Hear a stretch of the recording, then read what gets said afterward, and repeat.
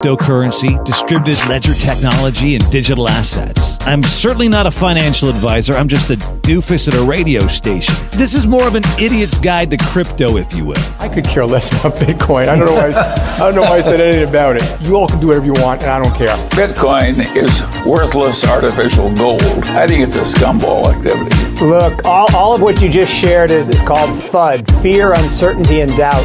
It really comes from ignorance and lack of understanding of the basic technology. Crypto for idiots. That's pretty much what we are. A couple of idiots talking about crypto. Matt Case and my co-host, Mr. Michael Hansen. That looks like an old Swiffer sheet.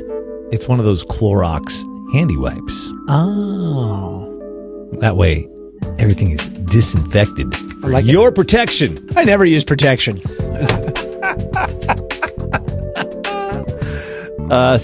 The one and only presidential candidate on the USS Freedom. John McAfee. Or John McAfee. Either way. Right. Let's call David Gockstein and ask him. We freelanced this whole episode, buddy. All right. That's how we do it. We just kind of, like Bon Jovi, we're like on a wing and a prayer here. Wow, you are no Richie Sambora to my John Bon Jovi, are you? I you just left me not. there. You just left me there. Right? Shot down in a blaze of glory is how I feel. I wish I was, because he married Heather Locklear. Dude, I just dropped two awesome Bon Jovi joke references there, and you got nothing. All right, so before we get to John, crypto vocabulary, terms and words you need to know when you get into crypto. Fungibility. Fungibility? That sounds like I got to go to the doctor. Something on your foot. Not only on my foot, Mike, it's all over. Well, in economics, Matthew, it's the property of a good or commodity whose individual units are essentially interchangeable, and each of its parts are indistinguishable from one another. You so didn't just Google that. I did. I studied hard in school, and I picked that up somewhere. I don't know which class. I think you got something over. Mike, you got something there on your face. I think it's some fungibility. Is that how you use it in this? That's exactly how you lose it in a sentence. Lose it in a sentence? Yeah. Matthew, I've contracted fungibility from your mother. Well, she's a giving lady, Michael, so. Right. She sure is. Yeah. What's the deal? We're supposed to talk to presidential candidate. Well, he's fun on Twitter. Oh, my gosh. He's the best on Twitter. Love him or hate him, I know you follow him. Yeah, the one and only John McAfee. Or John McAfee. That's what I said. Yeah, McAfee. I said John McAfee. That's what I thought. Yeah. Yeah. All right. So he's on a boat, Michael. Boats and hose. Right. Boats and hose. Gotta have me my boats and hose. Mm-hmm. This guy, he's living that life. Right. He's living boats and hose right now on the phone from the Bahamas. John McAfee. McAfee. That's what I said. Exactly. Thanks for calling in for the interview that we set up. Well, what a surprise! Thank you. Well, we understand you're busy here, John. You're running for president, and you got a lot on your agenda. Tell us what brought about the whole presidential campaign. What? Well, I ran in 2016 on the Libertarian banner. And I was running on the crypto platform, the cybersecurity platform, which is most of my experience, because I felt that America had just fallen behind, right? And it had, and I think as a result of that run, I got the national stage for a good 9 months, and I think I did change things for the better. Oh, okay. Right on. This time, I want to talk about crypto. Yeah. And how crypto can help free us from the bonds of the Fed, from the insanity of our government, and everything else. Yeah. So why don't you share a little bit about your journey into crypto and digital assets? Yeah. What got you there? Well, actually, my friends drug me kicking and excuse me, I have a cold. Uh-huh. But they drug me kicking and screaming into Bitcoin mining, and it's been a magical journey ever since. After I read Satoshi's white paper, I understood, and so I'm very glad they forced me into it. So that was the aha moment where the light bulb went on, and you're like, I get this, and I'm into it now. Basically, I mean, after I read you have to read the white paper to truly understand. I go, God damn, I got it. Thank you, guys. Right. For folks who are new, because Mike and I got into this space way after you did, and there's a lot of folks still coming into the space. So the three most important things that you would tell anybody new getting into crypto and digital assets, if you were like to talk to my mom or your mom, what would you say? Oh, good Lord. I would say, let's compare sending a wire to someone overseas or in another state to sending a Bitcoin. Because everybody sends wires. Yeah. To send a wire, you've got to get out of bed. You've got to get in the car, drive to the bank, fill out forms, sign everything, drive back home, and wait for 24 hours or 12 hours for it to arrive. With Bitcoin, I don't have to get out of bed. I pull out my smartphone, I get the address, 60 seconds later, it's done. Mm-hmm. And how can you compare those two things and not want to at least look into what cryptocurrency is? Okay, the other thing, you are your own bank. You manage your own money, and no one knows what you're doing with it, especially if you use privacy coins. And I think that finances are things that should be very private between people. Right. So privacy is certainly available, and anonymity as well. More importantly, if you use the currencies, whether it's Bitcoin, Ethereum, Litecoin, Monero, who cares, the currency will increase in value. It just has to do that. The more people who are involved, the more solid crypto will be. So who are some trusted and respected names that you go for when you're looking for information or publications that spread more facts instead of FUD? Oh, God. You know, I generally call my good friend Brock Pierce. Yeah, we like Brock. He's been a guest on our show. He's a good man. You'll like him. I will call Brock before I call anyone. Then I will call my old company, MTC. We were one of the largest miners in the world, and we have a lot of staff there. Yeah. Those are the only two. Mostly people call me. I'm sure they do, John. That's why we're calling you. We want the info, man. Other than Bitcoin, is there another network out there that you are really excited about? Well, there's a whole bunch of them I'm really excited about. I'm excited about Apollo. It's a wonderful privacy coin. Excuse me a second. I'm excited about Beachcoin, which is an underground music platform. I've heard something about that. What do they do? Well, they have a tremendous platform for peer-to-peer sharing, acquisition of talent, teaming up with people, and access without the third party of having a manager or someone to the people who actually will pay for the music. Yeah, I just became an advisor for them. I'm going to be working very closely with them.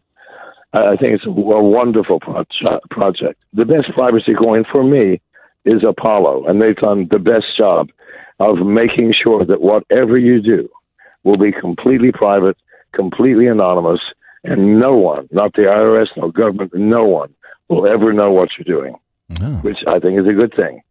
The IRS thinks it's a bad thing, which is why I'm here in the Bahamas and they're there in the States. Yeah. John, what's a shitcoin, and how can we avoid buying a shitcoin? Well, a shitcoin is basically a personal preference. I mean, if someone is into Litecoin, then any other coin other than Bitcoin is a shitcoin. This is a label people give to coins they do not like. End of story. The coin, Bitcoin with two I's at the end, BITCOIIN. Yeah. People thought that was a scam coin. It shot up to $200 on HitBTC, but that was HitBTC manipulating it. It wasn't these guys. They had, for the ICO, they had a multi-level marketing thing just for the ICO. Wow. So people thought that was their business. But I think that Bitcoin, OIN, I mean, it's shot up about 4,000% in the past 2 months, is a legitimate company with an extremely viable product, which is cloud mining. We've heard about this. This is kind of some revolutionary stuff, this cloud mining, right? It really is. I mean, why should you have to buy all the gear, heat your house, and will cool your house, when you just go out and use the cloud? What happened with Skycoin? Because I saw your tweet and you said to DM you, but is this okay to ask you now? Because it's basically a conflict between Synth or Brandon, the founder of Skycoin. Right. Honest to God, I've never seen a worse businessman. I'm sorry, Brandon, if you're listening, but you know it's true. He spends all of his time talking about nutrition and very strange products to chelate all of the heavy metals out of your body. I mean it, 24 hours a fucking day. Yeah. I can't get him to focus on business. Right. And as a result, the company is in chaos. And so I just said, listen, I can't help you guys. I'm leaving. End of story. Yeah. What about that Skycoin tattoo then? Are you going to get that covered up, or what do you do with that then? Well, it's a reminder that I do make mistakes, even at my age. Well, maybe you get it turned into like a Tron tattoo or something. Yeah, or a Beatscoin tattoo. Yeah. Calvin Ayre, what is up with this guy? You've tweeted out to him. Is he okay? What's going on there? And unpack that for us. Well, Calvin is a very rich man who feels free to do as he wishes, which I have no problem with. However, the first video, and he took that video down, was clearly of 10-year-old girls twerking. Now, he wasn't touching everyone, but they were twerking. Yeah. And it offended my sensibilities. I'm sorry. Yeah, well, I think it offended a lot of people. It offended a lot of people. My advice was, hey, listen, do what you want, but good God, do not publicize that stuff. Yeah. It makes all of crypto look bad. Right. Because he is associated deeply with the crypto community. And I ended it with a tweet, and that's the last I talked to him about. It was a humorous thing. He tweeted, "Fuck you" to me. And I go, "Oh my God, that thrilled me to the core." But I don't know if I'm submissive enough. But I fuck you first and see how it goes. Hey, John, what would you say is a good, safe way for someone new getting into crypto to buy crypto? Yeah. Oh, good God. The safe way is to find a good friend who does it already and sit with them and watch them and have them teach you. If you do not have a good friend, simply go on to one of the exchanges, Binance, it does not really matter, and then take very great care and follow all of the directions, and then you can buy it. It's a much harder method, but you can do it. Where does John? Where do you buy your crypto at? I don't buy crypto. I've never bought crypto. I didn't think you did. I didn't think you did. No. Can you unpack what fungibility or fungibility means? Well, let's change that to flexibility. Okay. Can you get back from something what you put into it, and how quickly, and how easily? All right. Now, many of the altcoins have volumes of a few $1,000s a day. It doesn't matter if you have $1 billion worth of the coins; you will never be able to sell them unless you do a private deal. That's not fungible. That was better than the dictionary term that we looked up over there on Webster's. Dude, that's way better. What did they say? I don't know, some long pontification thing with a bunch of run-on sentences that I don't have time to read. And it was a lot cleaner than the Urban Dictionary definition. Yeah. Fair enough. Well, that's my definition. So. And I'm going to go with that. Craig S. Wright quit crypto Twitter or was kicked off or something. Thoughts on Craig and the Bitcoin SV community? Where does that stand? Well, I don't think anybody should be kicked off of Twitter. I really do not. I mean, I understand they are a private company and they do as they wish. Mm-hmm. However, they owe the world access to the spider web of Twittering that people have become entangled in. Mm-hmm. I'm sorry, they just do. Nobody should ever be banned or thrown out. Please God, we're all adults. Well, it's words. Yeah. What can words do to you, for fuck's sake? Yeah. Sticks and stones, right? Sticks and stones. Yeah. I'm going to throw a couple projects at you. You just tell me first thing that comes to your mind off the top of your head, okay? Go ahead, yes. Stellar. XLM. Oh, Stellar, awesome fucking project. Awesome fucking project. What makes them awesome, would you say? Well, because Stellar is excellent for creating distributed exchanges, which a number of people are using it for. So I think it's one of the best products out there. Just in all curiosity, do you own any Stellar at all?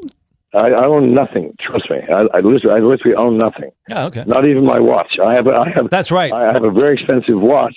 I have a piece of paper in my documents from a jeweler in Santa Clara. John owns nothing. California. Yeah, and it is on loan. My ring is on loan with a massive. Dude, you are so savage, John.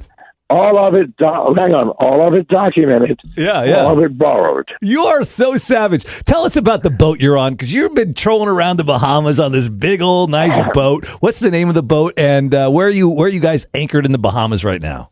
Okay, the name of the boat is The Great Mystery. Yeah, it's what I view life as. It's a never-ending, moment-by-moment mystery. It is a classic Buddy Davis. If you don't know Buddy Davis, and here's why I bought it. Yeah. Buddy Davis, the greatest boat builder America ever produced, created a unique line of boats called sport fishers. No one else other than American companies make these boats. This was his largest boat, 74 feet, 5 bedrooms, 6 bathrooms, 4,000 horsepower, 2 MTU diesel. No, it's a rocket ship. It was designed for a Colombian drug lord. Paid $9 million for it. It has no windows below deck. The hull is bulletproof and will stop at 50 caliber. Honest to Christ. Now, the problem is down below. It's well lit, but I would love to have some light coming in. It's a fantastic boat, and it is the sign in the boat world of American manufacturing in the field of boats. Oh, I love it. The Bitcoin ETF that the folks at VanEck have been proposing for a while, it seems like it's back out there. The latest that the SEC can push this thing back is till October. Your thoughts on a Bitcoin ETF and what this might mean for the market, and would that actually coincide with the bull run and the halving of next year? That's a lot to unpack, so go for it. It's a lot to unpack. Listen, all of those things I find completely inconsequential. Why? The only thing that matters is use the fucking coins for what they're intended for. Now, save them too if they go up, and they will if we use them. ETFs is merely a backwards approach to making Bitcoin a world standard. And we have to use these coins, all of them, for buying and selling. They need to be our unit of exchange, our currency, which we, the people, control. So, ETF will probably make it bounce. It's just the market. The market has nothing to do with the true value of Bitcoin today. I don't care if it's $1 million or 10 cents. That has nothing to do with its value. Right. Its value is how many are using it, how many transactions, how many are accepting it, and can I live entirely by using Bitcoin? And I have learned to do it. If you had to buy one, sell one, short one, first things that come to your head. Buy Bitcoin, sell Monero, and I would hold Litecoin. I like that. But that's not financial advice, though. I like to compare people hoarding Bitcoins to what if condoms were the unit of exchange, right? Oh, nice. And nobody used them because they were too valuable. I want to hold them. Well, no one would fuck. Right? It's a stupid concept. Well, John, let's be honest. Nobody's using condoms anyway. At least not Mike. That's probably true, yes. At least not Mike. I'm holding a whole bunch of those. Do we need all these other networks? Why can't we just use Bitcoin, John? Why do we need Ethereum, and why do we need Cardano, and why do we need? Well, excuse me. The answer is why not. For example, what if Henry Ford said, "Listen, we don't need any other fucking cars. Ford makes good cars and trucks and buses. No, I'm happy to have Chevy and Cadillac and Mercedes and God knows the thousands of others that are out there. Who cares? There was a kid in Kansas City last year that made a ERC-20 Billy coin. His name was Billy. Everybody in school started using it. Everybody. What's wrong with that? What's wrong with having 10 million different coins? Who cares? They can be easily managed through software wallets that know all of the coins and transfer them back and forth appropriately. Man. No, we don't want to restrict crypto. We want to make it flourish and flower. Please. I love that. Another question we always like to ask guests on the show is, who do you think is Satoshi Nakamoto? I know who Satoshi is. I'm not going to tell you. Really? It's you. You're Satoshi Nakamoto. No, I am not. No, I don't have the patience to write a white paper. Is Satoshi Nakamoto one person, or is it a group of people? It is one person. Are they alive or dead? That's all I'm going to say. No more questions. Oh, we almost got him. Is it Hal Finney? It's Hal Finney, isn't it? No more questions. It's Hal Finney, isn't it? I'm sorry. John, you are so cool, dude. You were swimming, smoking a cigarette. How do you do that? Well, it's saltwater. You float. It's nice. I mean, I swim on my back or on my side, and now it's hard to light another one after yours has gone out in the water. I assume so. I'm learning. Okay? And Janice is not a fan of that issue. She's like, John, you got to stop this shit. Yeah, it doesn't look good, see. It doesn't, Right. It doesn't look good. John, when is this bear market going to end for crypto? I would say imminently, within 2 months. Really? It's happening now. All right. The infrastructure's It's being happening built. now. It's already built. I mean, it's there. look, for example, look at Bitcoin, BITCOIIN. Yeah. It's over 5,000% in 1 month. Now, nothing has approached that since the beginning of this bear market. Bitcoin broke 4K yesterday. It's still in the high 390s. Right. We're there. We are there. Yeah. You know, a few more weeks. Just relax, people. It's coming. Yeah. So do you think that the lack of volume and liquidity with the CBOE futures, them withdrawing that, actually is a good sign, and that is kind of maybe why we see the prices going up so people can't short it as much? Oh, absolutely. Also, Jack at Twitter is buying $10,000 a week just for the hell of it of Bitcoin. Yeah, we were talking about He's that. not a stupid man. No, he's not at all. He's what Square is doing and Lightning Network, that seems to be very, very. By the way, I applied to that job. I wrote Jack and said, "Hey, I'm interested." However, you said it would report directly to you. And Jack, I've never reported to anyone. You shouldn't have to. That's going to work. However, I want to be involved because I know whatever you're fucking doing is going to be fun. Absolutely. And that's why Michael and I, and it's not financial advice, but this is why we just continue to buy Bitcoin. The one thing with Bitcoin that I find, and correct me if I'm wrong here, the one thing I find with Bitcoin that makes it unique and special, it's the one that's truly decentralized. It's not pre-mined. It's not centralized in any kind of way. There's nobody that controls it. It's outside of a federal bank or any kind of, you know what I mean? Well, maybe not. Did Satoshi put a back door in there, John? Yeah, you know Satoshi. Did he put a back door in there? Well, I didn't know. But here's the issue. You have to get used to Bitcoin being a Fort Knox store of value eventually. Right. Because Bitcoin cannot compete in the world of Moneros, Apollos, and other privacy coins. It simply cannot. What about layer 2 or layer 3 applications where privacy could be involved? Well, I mean, but then that's a kludge, isn't it? I mean, it's taking something which is fundamentally wrong and trying to fix it by adding to it. That's not a way to build anything. So it sounds a little bit kind of like what Andreas Anatopoulos says. He doesn't seem like he's a big fan of the layer 2 applications as well. You cannot take something fundamentally flawed and build on top of it and make something better. It will not work. I'm sorry. I'm a software engineer. Well, yeah, you are. You're one of the best and greatest of all time here, John. So let me give you some advice. Yes. 10 years ago, I told people antivirus software no longer works. Don't bother using it. It's a waste of time and resources. End of story. The hackers have won, dude. There's no privacy anymore. None. If you want to keep something secure, bury it in the back fucking yard. That's the only way to do it. That's Mike's strategy, actually. He said that a lot of times here on the show. Hey, John, we appreciate you taking the time to call from the boat in the Bahamas. We want to end the show with a game that is totally not crypto related. We give you two options. You have to choose at least one, and it's a little game we like to play. It's called Either Or. Are you ready? I am. Michael, are you ready? I am ready. Go. Coffee or tea? God, neither. Please, God.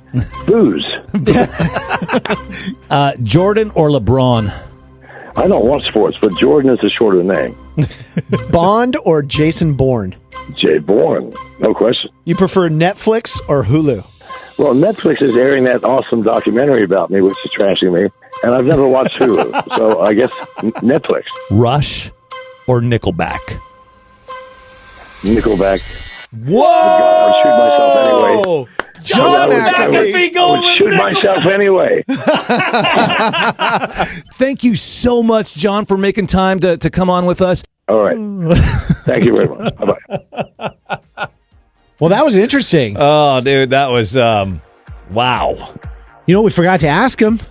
Forgot to ask about the bet. Oh, yeah, that crazy bet. What is that? The crazy bet where he said Bitcoin would be a certain price by the year 2020, or he's going to cut off and eat his own. Mike. Let's try to keep this family friendly. Instead, we'll let folks look up the bet. You and I are going to go head out to Dick's and Get eat a some fat Dick's. cheeseburger. Yeah, because I'm hungry and I know you're hungry, so. Let's do it. All right, and then we'll go buy some JP Morgan coin.